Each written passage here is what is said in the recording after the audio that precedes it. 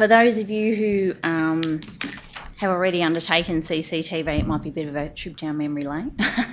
For those of you who are just starting, it might be a bit of food for thought, hopefully, and hopefully you can learn from some of the things that I've picked up along the way and that our council has learnt and come across as we've gone through. So our municipality, we're situated in the Goulburn Valley, so north central Victoria, around about 180 kilometres north of Melbourne. Shepparton is a very diverse community, and the way our municipality is laid out, I suppose, Shepparton is our major city, and there's a lot of small rural outlying towns around the edge. The Shepparton CBD contains a late night precinct, which pretty much all the other surrounding towns come in and utilise. So our project was focused a lot around dealing with issues that we had in the late night precinct to do with antisocial behaviour. There was very poor perceptions of safety in some of the areas, especially through our mall. And assaults and all those typical things that happen to do with alcohol and so forth in those areas, especially at night. So our journey began pretty much when we were consulting for our community safety strategy. We did a lot of consultation in the community generally when we were pulling that document together and doing some planning for it.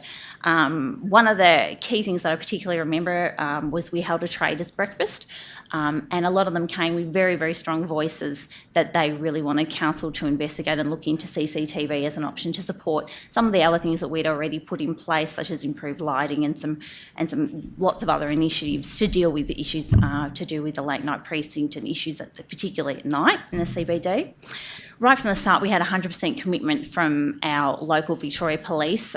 When we went to them at the outset and said that this is what our community was interested in, they said that they too thought it would be a good option and something that council should investigate. So from there, we pulled together a discussion paper for our councillors to think about, containing as much research as we could find. We benchmarked a lot of other local governments, lots of other councils that have been down that path, learnt a lot from them, and still I'm in touch with many of them as we work through.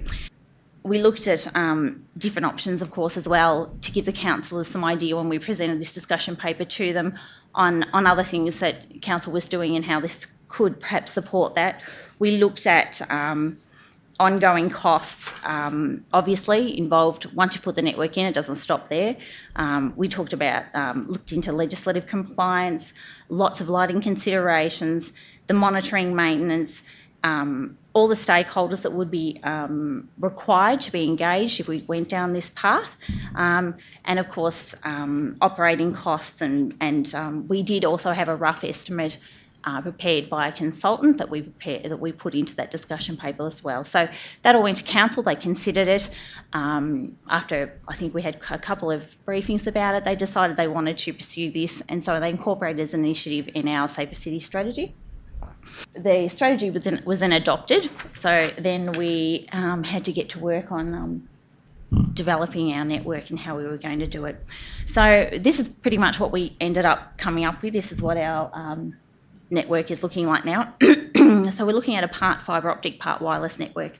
And as you would have heard from before, CCTV is a whole new world for local government, a whole new language. You have to start learning everything again, as you probably, all the information that you would have heard through all the previous speakers, and especially the last one. There are so many elements that fall into place, not just about all the technical specs about it. It is a huge undertaking for councils. So we had to go down that path and educate ourselves on what it all meant. Our project is still currently being delivered. We've actually closed our tender process, and we're now in the evaluation stage. So we're looking at having about 18 cameras in our network. Now, ours is a little bit different. We actually have an MOU with a local developer who's installing 6 cameras as well, but they're going to be responsible for maintaining and looking after those. However, they will be integrated and we will use them as part of our network as well. And as you can see, we had funding. Council has made a contribution as well, and Department of Justice gave us $250,000. And we also, through a different funding scheme, the Attorney General's Department have contributed some money towards that as well. So from there, we then had to work out, we knew we were interested in the CBD, so we sat down pretty much with the police and started mapping out the area that we wanted to cover that. And so we talked about statistics and used our local area knowledge. We know what's going on and the people in the community do. Through our consultation, we got lots of information about where the problem areas were, and most of them weren't a surprise to council. We pretty much knew the ones that were. We use this information once we'd worked out our area. It's a bit blurry. We use the information on the area that we wanted to then work out some staging for delivery. So pretty much we looked at where our really high priority areas were, the areas that we needed to target first. The police pretty much helped us inform on the areas that needed to have cameras first, and then the ones that could roll out after that, pending funding and so forth. Really important, the governance behind it. We did an extensive investigation into Commonwealth state legislation, and there is lots and lots and lots of acts and legislation that you need to comply with, so it's really important that you're aware of all these. If you are going down that path, there's so many. I'm not even going to try and read out some of them. I've got lots listed down here, but there is a lot, not just your privacy that you've heard of and so forth. There's many, many, many. So make sure you do your homework, because it's really important that these get ticked off in your governance documents, so your policies and your supporting documents that you have to keep your system up and running and keep everything out in the open and honest with the public, so they know what's going on. They know how to, if they want to request information and data, they know the process to do it, that everything is covered. We, as part of our governance framework, we set up a steering committee, which is a subcommittee of our Community Safety Committee. It has representatives from council, the police, and a nominated representative from the Safety Committee. So that's going to also assist in overseeing and with the auditing and the valuation that's going to be ongoing with this system as well. Other documentation as well, you will have come across before. MOUs with the police. We have an MOU with the private developer that we're in agreement with to deliver these extra 6 cameras. Licence agreement with private property owners. So if you're putting cameras up on businesses or poles or infrastructure that doesn't belong to council, you will need to negotiate an agreement with these people, obviously, and have it all set out. Those negotiations can take some time, so it's just something to be aware of. Partnerships are massive. It is so important, not just within council to work across all your branches to deliver these projects, but also with the community and businesses and the police. Also, your agencies, your utility companies, you need to, right from the outset, have really good conversations with them early in the piece to let them know that you're looking at doing a CCTV project, that there might be the possibility that perhaps you do wish to use some of their infrastructure. If you're wanting to put a camera on some traffic lights, you'll need to talk to Vic Roads, and in some cases power will need to be negotiated with them rather than power courts, depending how they're structured and what. And so I found out what order, whether the light is before the traffic, the lighting comes before the traffic light or the traffic light, depending which order, depends who you negotiate with. All the things you find out. So I would strongly advise that you start those conversations really, really early. Those licence agreements can take quite a while to negotiate, and then there's a consideration of reimbursing for power if you're utilising their power. Some business owners like that, some don't, some are happy not to. So there's a whole range of things that come into that as well. So that does take quite a lot of time. You also need to consider that quite often, well, for us especially, when talking to Powercore and Vic Roads, this was a whole new process for them as well. We went and approached them, so we needed to allow time. They then had to go back and investigate internally what their process was. They hadn't had requests like this before, so they then had to go through their processes and find out what they were. So that, for us, took a fair bit of time to find the right person and for them to then find out what their process was to get their approvals through. We found out things such as frangible poles, which are the ones, I've been so educated, they're the ones that fall over when you crash into them in your car to protect that they take some of the impact to fall over. Can't put cameras on those one. We had a perfect one in that we'd picked that we thought would be a great one to put a camera on, but we weren't allowed. So it's really important to be flexible, make sure that you do have other options available to you if you are looking at different infrastructure. I mean, council can always go through and put in their own poles, but it depends how many poles you do want to have down your street. As we already had a really strong relationship with the police, they also have, of course, their MOU. If you are going down that path, check on their website. They have templates for the MOU and for their protocol documents. So I'd advise you to get in touch and have a look at those and get in touch with them and have a chat about that as well. In terms of lighting, we actually engaged a specialist to come in and do a lighting analysis of the network area, which was really useful, and we've used it for other projects as well, not just for this project. That way we knew what we were working with. We knew the areas that we needed to improve first in terms of lighting, where the levels might have been perhaps a little bit low. So that has been really beneficial in doing that.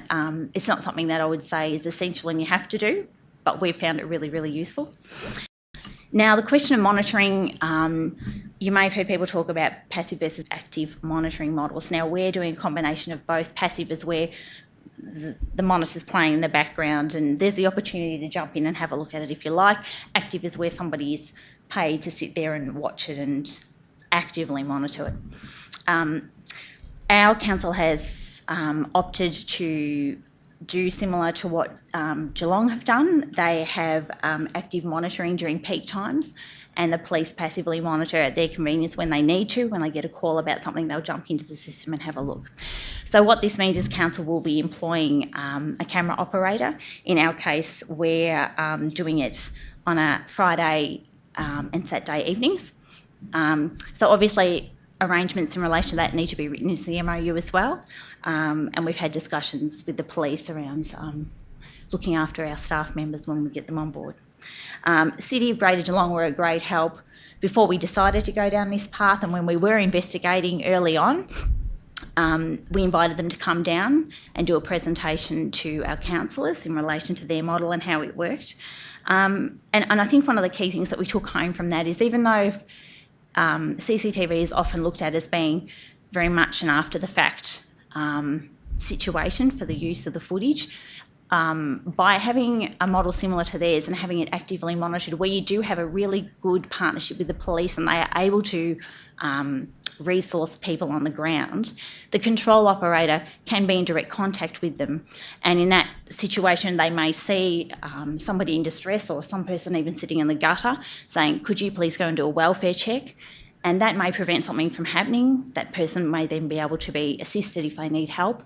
If there's a group of people that look like they might be going to get into trouble, they could just do a walk by and potentially stop these things from escalating. So that's the model that we're trialling. Geelong has had a lot of success with it, so we're hoping that we can do the same thing in conjunction with our police. We've established a project board or project management team. We utilise Prince 2 methodology at Greater Shepparton. So we have the Victoria Police and our communications branch on our project board, together with our IT branch, neighbourhoods, which is sort of community strengthening, and our projects branch, and obviously myself. We have fortnightly meetings and we talk about different things that have come up. We try and solve any problems before they get out of hand, and it's really been useful in planning, and it's really terrific. Having the police on board was fantastic, really, really good. We undertook an invitation to quote process to engage a CCTV specialist. Now, I would say this is one of the most invaluable things that we've done. I've had numerous councils ring me saying, do we need to get a consultant on? Do we need a CCTV specialist? And my answer would be yes. After hearing the presentation before me, a few of you are probably sitting there with all of that roaming around in your head, and it is a massive, massively technical world, and it is. I agree in terms of IT branches, they are great and have their own knowledge, but this is a really specialised technical field, so if you are able to get a consultant on board, it is really, really beneficial. Having someone that can talk the talk and knows the space, they know the equipment, they know what the most up-to-date, correct thing is. They've dealt with installations of public open spaces, CCTV systems before. Ours has been assisting us with cost estimates, and really He's offered really good food for thought through the process. So things that we haven't thought about or considered, he's been able to throw into the mix and gone, oh, we haven't done that. So it's been really, really useful having him on board.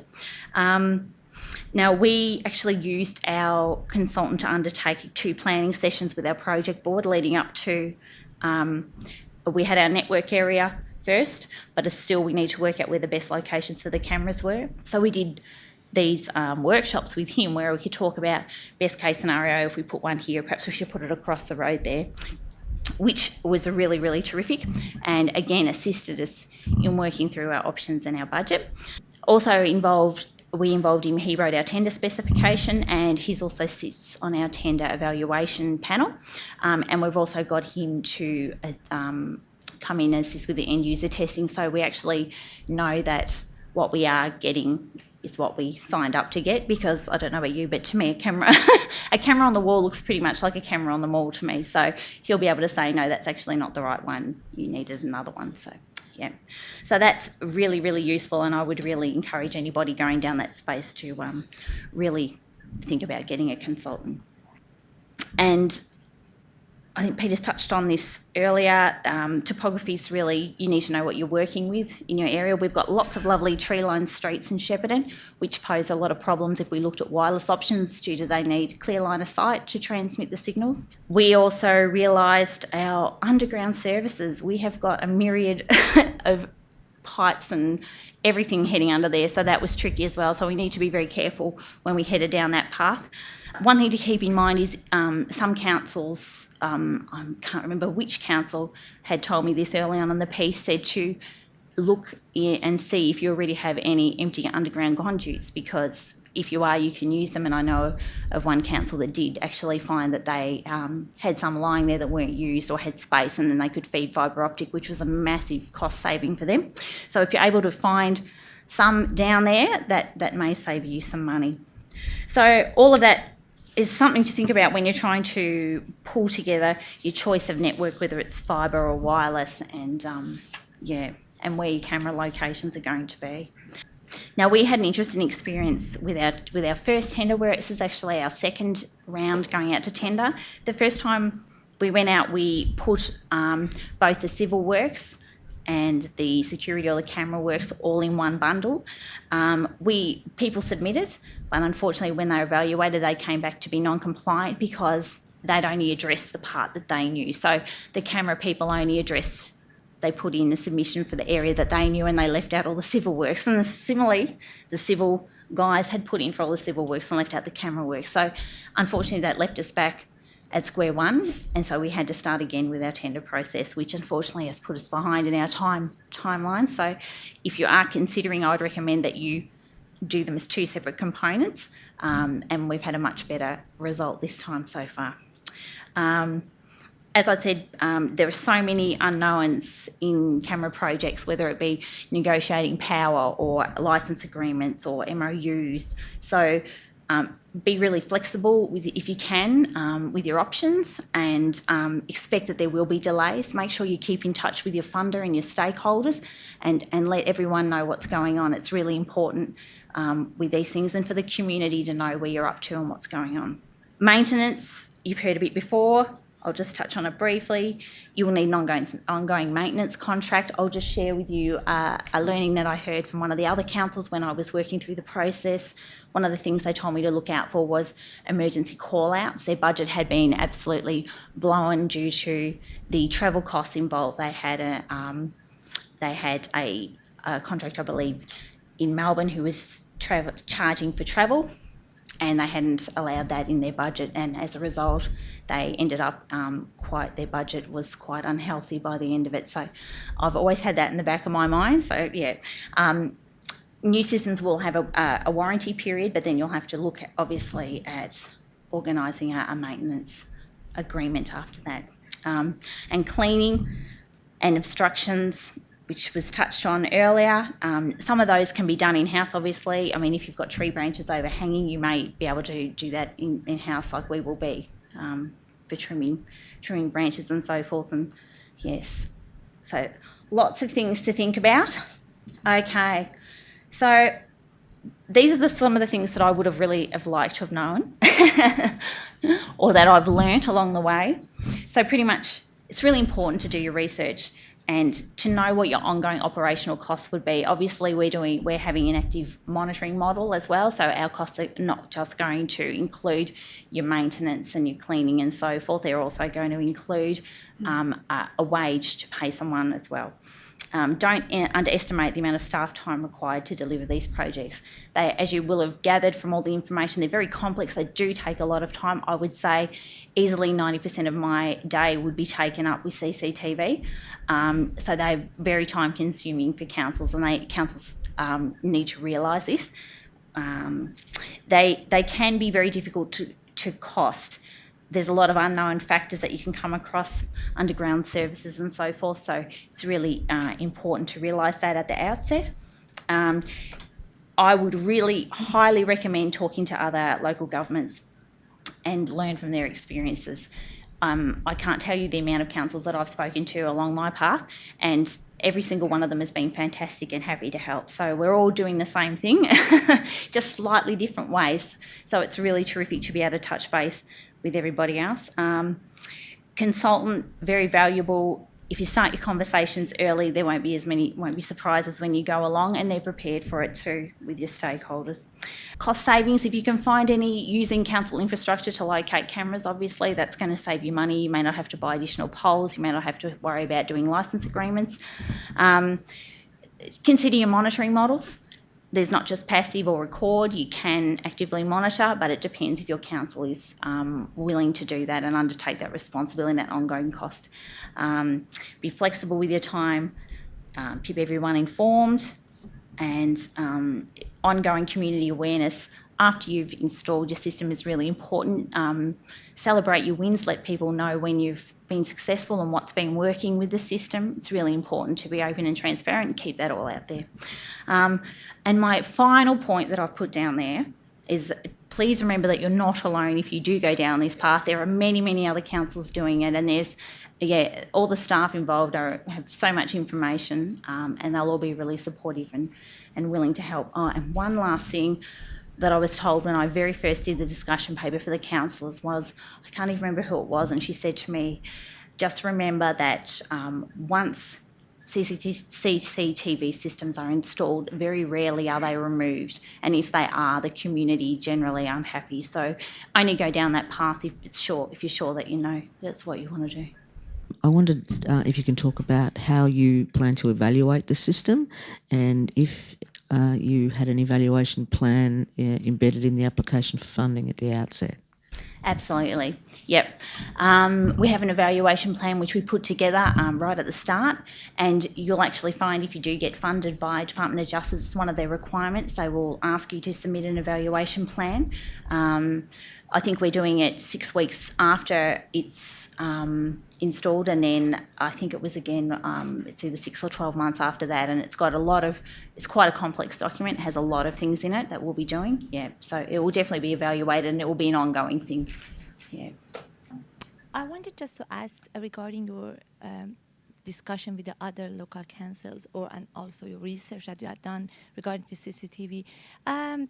Can you get some ideas that how much these kind of CCTVs had prevent the crime, or you expect that prevent the crime in your area? Prevention is a very tricky world with CCTV, whether it actually prevents or doesn't prevent, and the jury's still out, I think. Some people say it definitely doesn't, some say it does. Personally, for me, I say it depends on your monitoring model. Obviously, if you've got a model such as Geelong, whereas they work in very close partnership with their police, they're able to get some really good outcomes, and probably more about stopping escalation, and perhaps having them on the ground police being more visible as well helps with that as well.